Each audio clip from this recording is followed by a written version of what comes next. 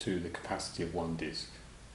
So you take one disk away, that would be your parity, and you stripe that across all of the disks. So in theory, if two disks were to foul, you would lose your entire RAID set. On this particular version of SAN, it does some more clever stuff underneath and makes lots of little RAID 5 groups up into that group of 66. So depending on which disks foul, you could actually have more than one foul. So because it doesn't quite adhere to the true RAID 5, they called it VRAID 5 because it's virtually the same as RAID 5. So, but that's all it is on this particular manufacturer. So we're going to create this 10 gigabyte disk, call it disk 1. We're going to make it RAID 5, and then basically we're not worried about the caching levels. We'll leave all that alone, and we're going to say let's present that to our IT idiots server 1. And then we say create.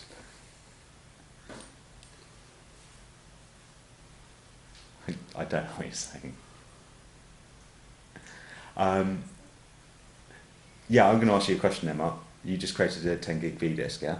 And all you said was create it from disks in this disk group? That's correct. So what disks is it on then? All of those disks that I showed you. It actually does go across all of them? Every single one of those disks. That will span 66 disks. Okay, because as I say, I'm only familiar with the ones when you create the groups, you define the RAID level at that point. Yeah. And that's... So this particular one, the group of disks have no RAID level on them. They have a protection level, which is how many disks, how many kind of hot spares does it reserve. Gotcha. Now, if you're not using the whole capacity of the disk anyway, there will actually be more spare capacity.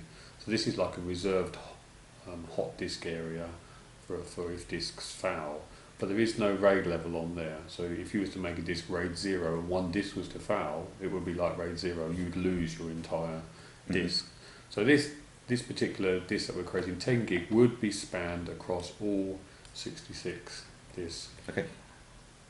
The plus side of this, performance, spindles, 66 spindles that we're using. Yeah, I can totally understand. Yeah, it's almost like don't need to think about it. Yep, and for a general rule of thumb, and you've probably got a lot of people writing in giving different statistics, but typically for every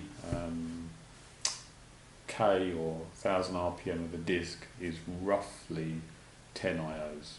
Now it's slightly more or less depending on a few other factors, but as a good rule of thumb, if you use that, you won't go far wrong. Okay. So if you've got a 10K disk, the IOs, decent IOs would be around 100. It's probably 100 to 120, and that's IOs that respond in less than 2 milliseconds. Okay. You can get IOs higher than that, but you won't get them less than 2 milliseconds. And 2 milliseconds is kind of the de facto standard. You should always be less than, a lot less than. Anything over that is kind of regarded as unacceptable in disk technology. Sure. So if you've got a 15K disk, you tend to find that the IOs on that disk is typically a minimum of 150. So it's around 150 to 180, depending on, again, whose disks or whose statistics you read, but you won't go far out. And there's the slower SATA drives of 7200 RPM are typically only like 70 IO. Okay. For less than 2 milliseconds. That's why those particular disks don't perform very well, because they're very slow, very low IO. And the other thing is, if you start to hammer those particular disks, they say, okay, well I'm going to make them work hard, I'm going to make them do 100 IOs or 150 IOs. One, the speed of response will get slower, but actually the disk will actually start to break down because they're not really designed for that kind of throughput, so they tend to have a higher failure rate. Although a lot of the newer ones now are much better, but that's a kind of typical rule of thumb. So really, we've presented our disk. You see how quick it was to create a host and define the fibre channel host bus adapters. You see how quick it was to create a disk. And all it leaves us to do now, and the time we've been talking, it should be there, is actually to go into Disk Manager. Oh. Found something. You normally find actually that on the SAN that you can actually create the disk, present the disk faster than Windows can actually detect the disk there. But we've been talking for a little while, so you'll see that the disk is there.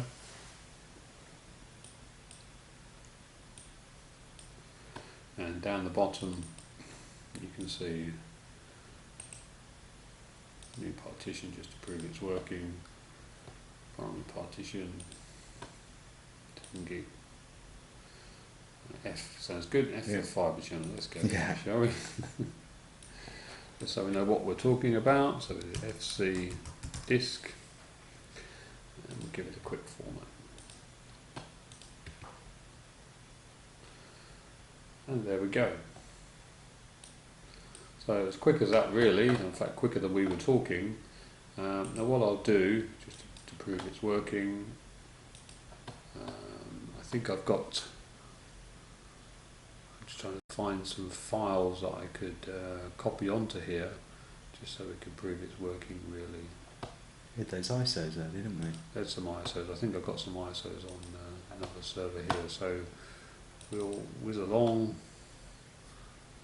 Microsoft operating system. We'll copy an ISO one, shall we? How about Windows 7? There we go. Windows 7, 32-bit. So that's a fair size. It's actually on the SAN anyways. This is actually on a different SAN. So okay. This is not on this particular SAN. This is on a different one. So if I put that onto drive F, if I just drop that onto there, we should see that's just being copied across while we're talking.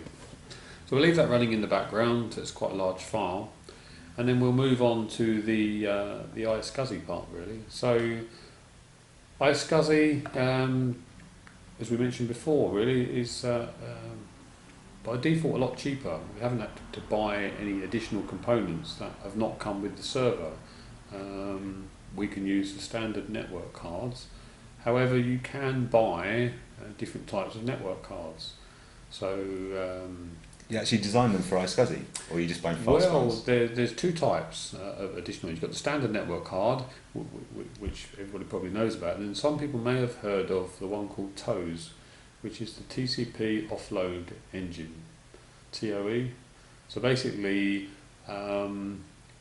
typically on a normal network card, when traffic comes in, it needs to be processed. So what happens is it gets passed up to the CPU running on the server. So if you're running an application that needs all the CPU it can get, like SQL or something like that, every time packets come in, that CPU has to be interrupted to deal with the packets coming in. Now if you was on a large network and you had a big broadcast domain, every broadcast packet has to look at as well and stop and say, is that for me? No, ignore. So there's lots of interruptions. So they developed basically a kind of processor on the network card, which basically did all the TCP processing. So that's what's called TCP offload. It's like the IPsec offload thing, isn't it? Yes, very similar. So you've got these TCP offload engine network cards, which obviously can do a lot of the processing on the card and less on the CPU, which is good. But then there's one level beyond that for Iscuzzy, and then there's what you call the Iscuzzy host bus adapter, which sounds very much like a fibre channel host bus adapter.